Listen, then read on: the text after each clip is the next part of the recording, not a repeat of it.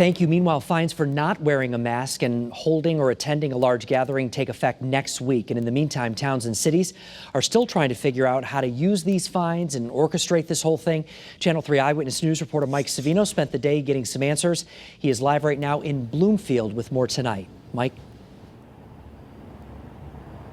Yes, and Mark, they're still trying to figure out how to put this fine into place. Local officials telling me today that they're continuing to have conversations with their police chiefs, their health departments, and how they're going to use this. Now, some of this will depend on staffing levels, of course, but it's going to look different from town to town. One of the reasons some local officials just really don't think that this is going to make a difference. It is a tool in the toolbox, and we'll certainly use it as we're moving forward in trying to stop these parties from happening in the first place. Hartford's health department has already been taking steps to ensure people are following public health guidelines, using local ordinances to deter large gatherings, for example. New fines start next week. City Health Director Liani Arroyo says her staff will focus on deliberate violations, like people organizing large events. I think this is just one more way. We're doing this in conjunction with our other neighboring states. Governor Ned Lamont says the statewide fines will help enforce public health guidelines without the need for arrests.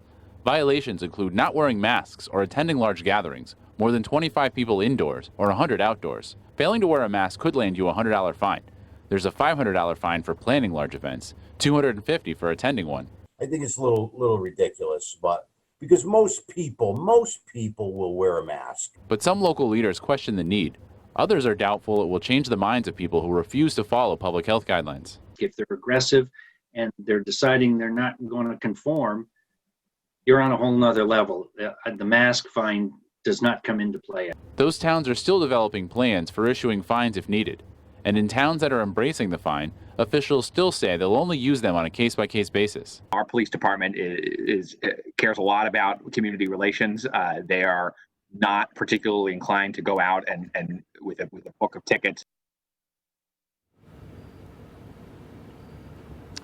Now, one thing that was consistent from town to town, all officials agree that the best strategy is to use education and to get people to buy in on the need to wear masks and remain socially distant. Live from the mobile newsroom, Mike Savino, Channel 3 Eyewitness News.